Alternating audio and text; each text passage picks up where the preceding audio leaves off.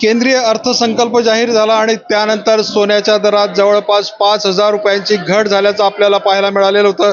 मात्र मागील आठवड्यामध्ये सोन्याचे दर पुन्हा एकदा 1,500 ते 2,000 रुपयांनी वधारलेले असताना काल बांगलादेशामध्ये मोठी अराजकता निर्माण झाल्याचं पाहायला मिळालेलं आहे. त्याचबरोबर अमेरिकेत मंदीची लाट येईल अशी शक्यता वर्तवली जात आहे, तर दुसरीकडे इराण आणि इस्रायलचं युद्ध होऊ शकतं अशी परिस्थिती निर्माण झाल्याने जळगावच्या सुवर्णनगरीमध्ये सोन्याचे दर हे कोसळल्याचं आपल्याला पाहायला मिळतंय. 24 तासात 1,300 रुपयांची ही घट सोन्यामध्ये झालेली आहे आणि ग्राहकांच्या दृष्टीने हा फायदेशीर व्यवहार असल्यामुळे अनेक ग्राहकांनी सोनं खरेदीसाठी गर्दी केल्याचं आपल्याला पाहायला मिळतं आहे.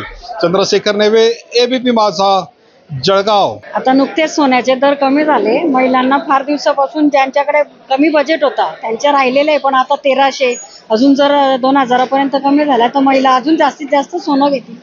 कारण महिला गरीब असो का श्रीमंत, सोनं हे घेतच राहतात आणि तो एक दागिना स्वतःची मालमत्ता म्हणून महिला त्याच्याकडे पण पाहतात. काय सांगा मॅडम, सोन्याच्या दरात घट झाल्याचं पाहायला मिळतंय. 1,300 रुपयांची घट. एकूण बजेटमध्ये एक्सचेंज ड्युटी कमी झाल्याने सोन्याचे दर कमी झाले ऐकलं होतं. म्हणून आता रक्षाबंधन वगैरे श्रावण महिन्यात सणासुदीचा आहे, तर थोडं घ्यावं म्हणून इथं आली तर अजून 1,300 रुपये जास्त भाव कमी झाल्याचं कळलं. त्याच्यामुळे महिलांना तर आनंद आहे. आणि भारतीय संस्कृतीमध्ये गरीबातल्या गरीब महिला असो की नोकरदार असो, महिलांमध्ये सोन्याची इंडियामध्ये फारच क्रेज आहे. त्यामुळे असेच भाव कमी राहू आणि नोकरदार महिलांसाठी जर इन्कम टॅक्सही कमी केला तर सोनं जास्त घेता येईल असंही एक मत मांडावंसं वाटतं. सोन्याचा भाव अजून कमी झाले तर महिलांची खरंच गर्दी होईल. एबीपी माझा, उघडा डोळे बघा नीट.